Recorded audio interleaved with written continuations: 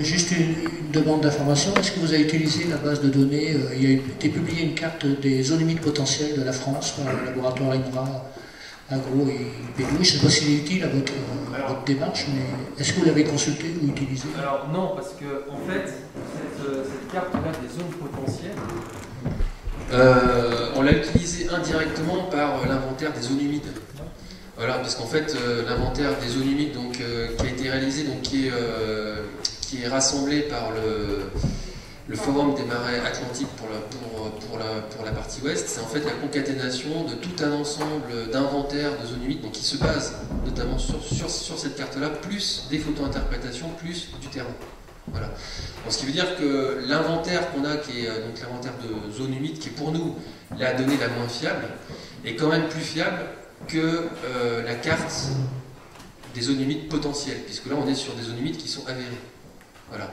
Par contre, là où elle est beaucoup moins fiable, c'est sur la typologie corine, puisqu'en fait, et ça on l'a vu très très bien sur le plateau de l'Anjou, je crois, c'était ça, sur l'Anjou appalachien, où entre le département entre le département de l'Anjou et le département Loire-Atlantique, donc on est sur le même plateau, et selon les opérateurs, on n'a pas du tout les mêmes résultats. Donc là, il y a un effet d'opérateur très très fort qui nous a fait dire que cette donnée, bon, elle était quand même pas très très fiable.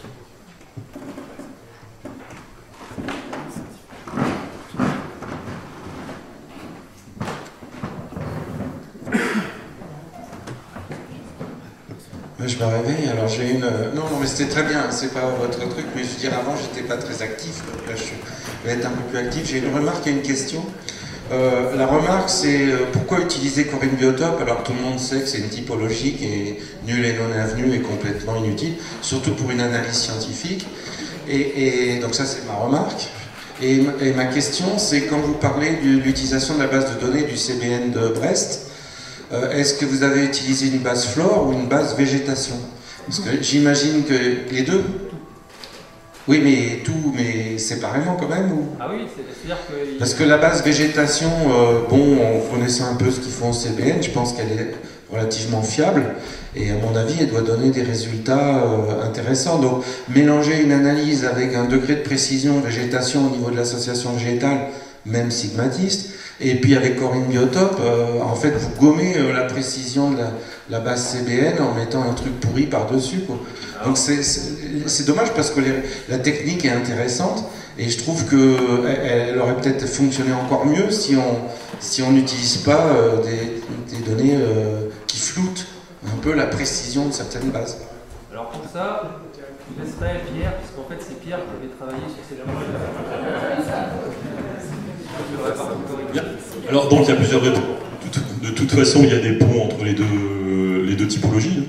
Je suis pas sûr qu'il y ait une pertinence plus importante d'une typologie pour l'autre. Ça dépend des contextes, ça dépend des opérateurs, puis ça dépend de beaucoup de choses. Mais là, c'est assez pratique pour différentes choses, notamment c'est codifié numériquement. C'est des choses qui sont quand même dans la pratique assez bien connues. Et manipuler, alors on peut toujours coder un système phytosociologique, mais disons qu'à l'échelle de cette exploitation-là, ça paraissait, d'une part, les données étaient disponibles, assez pratiques, et moi je vois pas en quoi ça peut altérer en fait la précision ou la compréhension des choses, hein. C'est simplement, à mon sens, des typologies qui sont interéchangeables, puis avec des imprécisions de l'une vers l'autre, hein. C'est pas... Voilà, donc là c'était un choix méthodologique qui était assez facile quand même à manipuler. On voit des codes qui sont hiérarchisés, donc ça c'est pas mal aussi, ça permet de travailler sur les bases existantes de manière assez simple. Voilà, c'est pour ça qu'on a choisi ça. Et après il y a toujours le loisir de coder ça sur de la phytosociologie, qu'elle soit sigmatiste ou autre, hein. C'est pas un problème.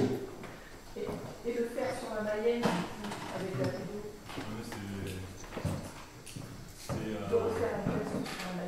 On va faire un test comment?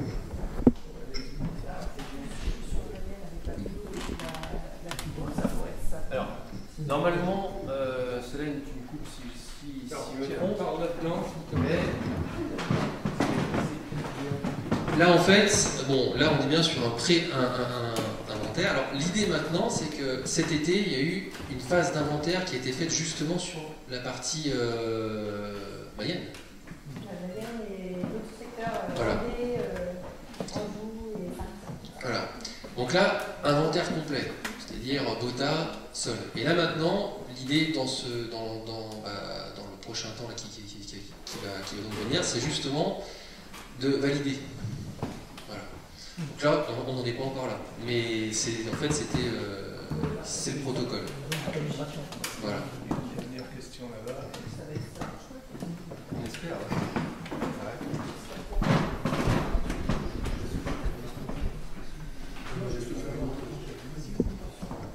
Oui, juste une petite question sur ce tableau-là. Quand vous mettez une turfigénèse, le terme de turfigénèse, une végétation liée, pas turfigénèse, mais en lien avec fonctionnel, mes liens fonctionnels possibles, c'est pas de présence de tourbe, c'est ça quand tu dis? Je comprends pas en fait pourquoi le terme turfigénèse. Turfigénèse, hein, c'est le processus de production de tourbe. On va dire qu'il y a des végétations qui sont turfigènes, il y en a d'autres qui ne le sont pas. Et c'est pas parce qu'on a une végétation turfigène à un endroit qu'on a de la tourbe. Donc nous, par contre, on n'a pas travaillé sur la pédo parce qu'on n'a pas les inventaires pédo qu'il faut, hein, c'est trop partiel. Donc on va plutôt travailler sur la pré-diagnostic, sur la pré-localisation avec des données fleuristiques. Ces données fleuristiques-là, on les traduit en termes de turfigénèse. D'accord? Donc on va définir le cœur turfigène, c'est-à-dire les végétations qui sont potentiellement turfigènes, en gros. Mais à côté de ça, on est sur des régions qui ont été fortement, on va dire, anthropisées assez tôt, avec des tourbières qui sont altérées. Et il faut prendre également en compte les communautés qui correspondent à des altérations de tourbières, sachant que ce ne sont pas des communautés turfigènes. Et du coup, on a été obligé d'élaborer une structure typologique plutôt complexe pour ne pas passer à côté de choses, hein, dans la prélocalisation, parce que dans l'inventaire même, il y a deux volets. Il y a le volet fleuristique, le volet pédologique. Mais là, on est en termes de prélocalisation et on n'avait pas toutes les données. Donc, la seule façon qu'on avait de faire, c'était d'essayer de trouver un moyen totalement imparfait, parce que là, c'est dur. On sait qu'il y a des fragmités turfigènes et il y a des fragmités qui ne sont pas turfigènes. On n'a pas d'idée de comment dissocier les deux pour le moment, mais ça viendra avec le temps probablement, parce qu'on va pouvoir coder, en fait, à la fois le côté, on va dire, alors turfigénèse passée, d'une part, et le côté turfigénèse potentielle, d'autre part. On fait avec les données qu'on a. Et évidemment, l'apprentissage va nous permettre d'améliorer le système, d'exclure des choses, parce qu'on peut se rendre compte que il y en a, c'était potentiellement turfigène, mais en fait, dans cette région-là, on ne trouve jamais ça sur de la tourbe, par exemple. Donc on va pouvoir éventuellement revoir le modèle. Autre chose, c'est que sur un complexe qui fait 20 hectares, par exemple, il y a possibilité d'avoir une tourbière relictuelle avec de 5 mètres, enfin 3 mètres de tourbe, là-bas on est plutôt à 50 cm, et puis après on a des marges qui ne ressemblent plus du tout à de la tourbière visuellement. Mais par contre, on est encore en situation de tourbière pédologiquement. Donc on a été obligé d'intégrer un ensemble de végétation, hein, définie par les codes Corine, pour essayer de minimiser au maximum les oublis.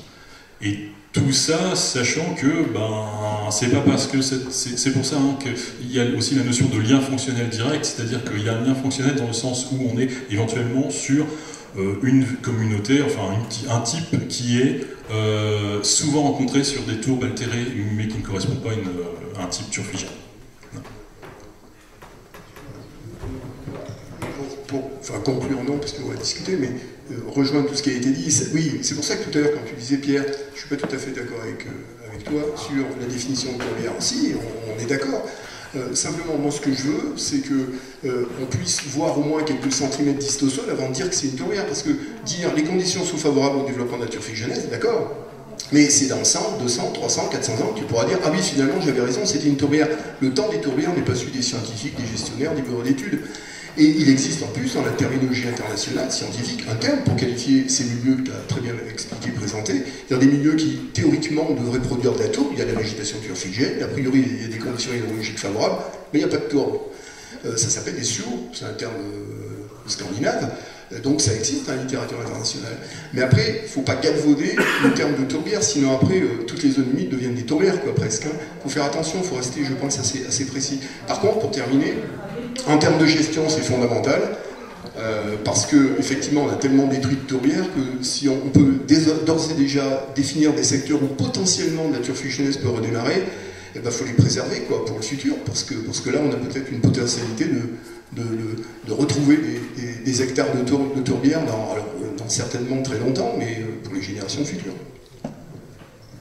Bien, merci. Nous allons passer à la présentation.